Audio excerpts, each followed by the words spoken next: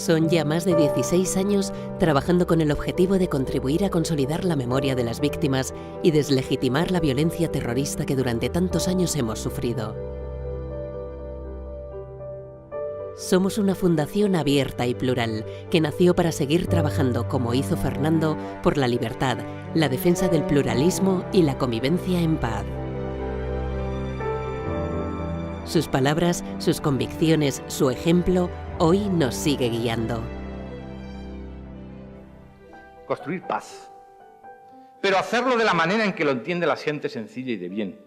Paz que exige renuncia a utilizar la violencia y el terrorismo como instrumentos para conseguir objetivos políticos. Paz que exige la disolución de ETA y la desaparición de la violencia callejera. Paz que requiere justicia para las víctimas inocentes de tanta barbarie. Paz que reclama reparación de los daños causados. Paz que necesita reconciliación y oportunidades de reinserción para quienes causaran víctimas y daños. Paz para la que hace falta otra política penitenciaria. Paz fundada en la libertad de defender cualquier pretensión política por procedimientos democráticos. Paz con generosidad, pero sin precio político. Comenzamos el año 2016 celebrando el 16º In Memoriam. Sara Buesa, vicepresidenta de la Fundación, abrió el acto con una emotiva intervención.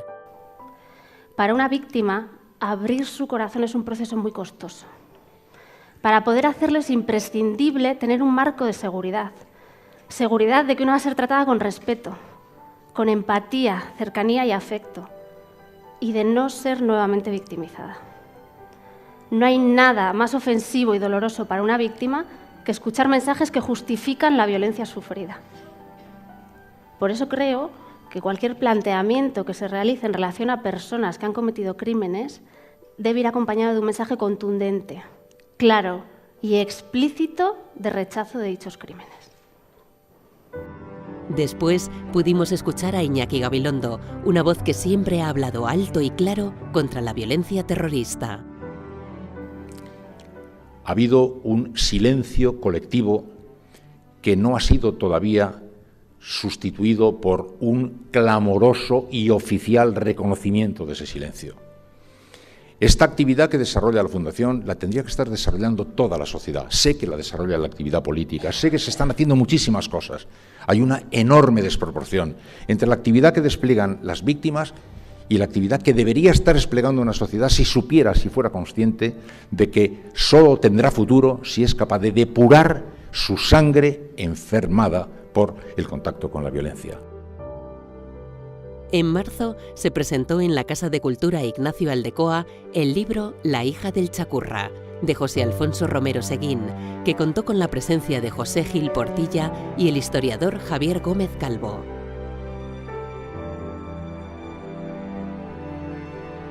En mayo tuvimos la oportunidad de tener al historiador Gaizka Fernández Soldevilla, que nos presentó su último libro, La voluntad del Gudari.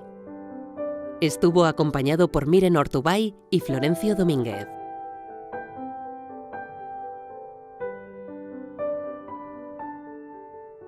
En octubre se presentó la publicación editada por la Fundación y el Instituto de Historia Social Valentín de Foronda, La paz era esto, Sociedades después del trauma colectivo, que recoge las ponencias del 13º Seminario Fernando Buesa, celebrado en 2015.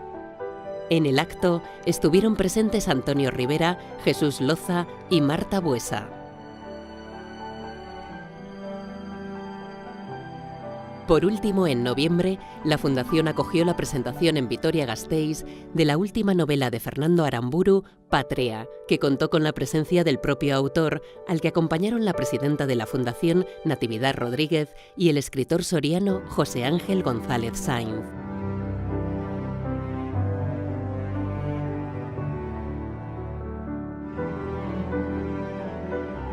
En abril, y a su paso por Vitoria-Gasteiz, colaboramos con el proyecto Memoria Plaza, en la organización de una mesa redonda en la que participaron los 3 alcaldes que han gobernado la ciudad bajo la violencia de ETA, acto que fue moderado por Sara Buesa.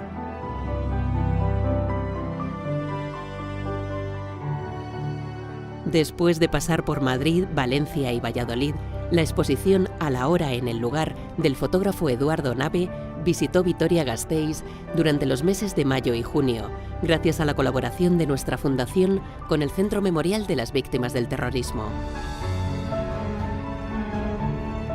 Esta exposición nos desplazó a varios lugares donde ETA cometió atentados desde la década de los 60 hasta la actualidad. Las instantáneas capturan la cruda realidad el mismo día y a la hora exacta que se produjo cada atentado.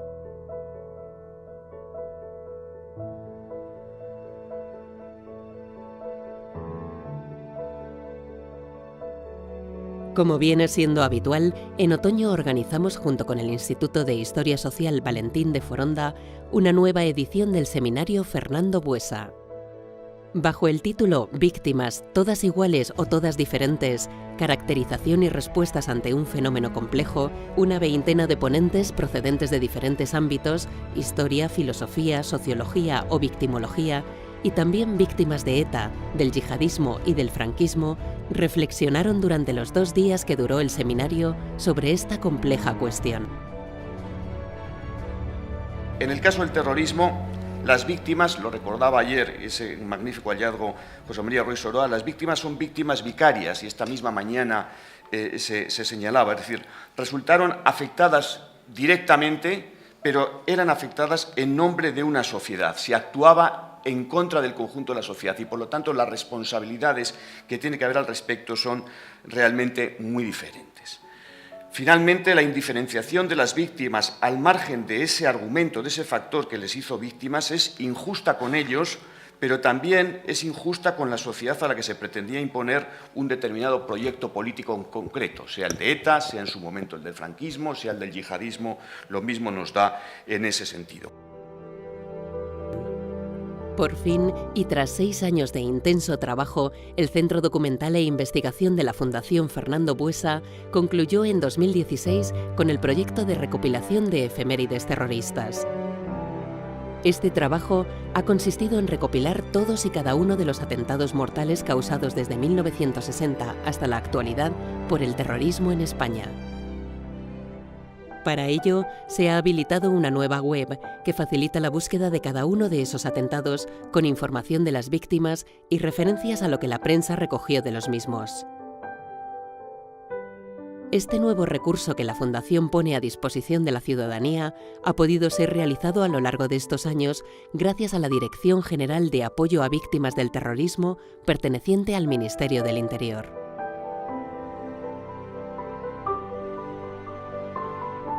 En el ámbito de la educación en valores, seguimos apostando por la difusión y la defensa de los derechos humanos. En diciembre organizamos una charla coloquio sobre violencia de género y adolescencia, con la presencia de Carmen Cotelo, Elena Sagaseta, María Gómez y José Miguel Fernández.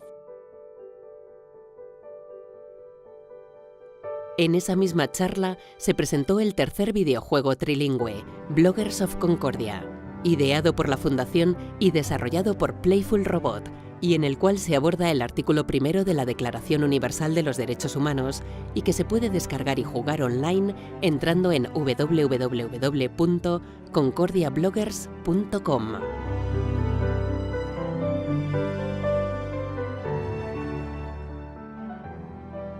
Precisamente el videojuego Bloggers of Concordia, junto con el Museo Virtual La Tira de los Derechos Humanos, son 2 de los recursos educativos que la Fundación oferta por primera vez en el programa Ciudad Educadora del Ayuntamiento de Vitoria-Gasteiz, para que durante el curso 2016-2017 puedan ser utilizados por los centros educativos de nuestra ciudad.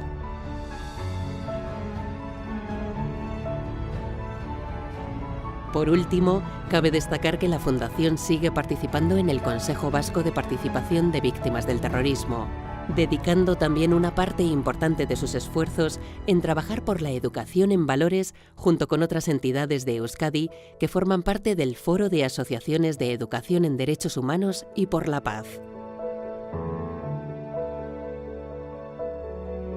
Asimismo, seguimos manteniendo una estrecha relación con el resto de asociaciones y fundaciones de víctimas del terrorismo, participando y colaborando en muchas de las actividades que organizan anualmente.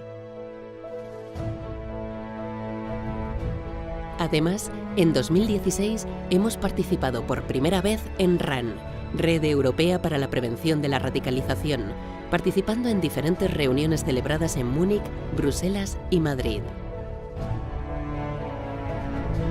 Este es, en resumen, lo que ha dado de sí nuestro trabajo en 2016. Una labor que reforzamos diariamente con nuestra presencia en las redes sociales, lo que nos permite llegar mucho más lejos, mostrando nuestro firme compromiso con la memoria de las víctimas, la defensa de los derechos humanos y la educación en valores.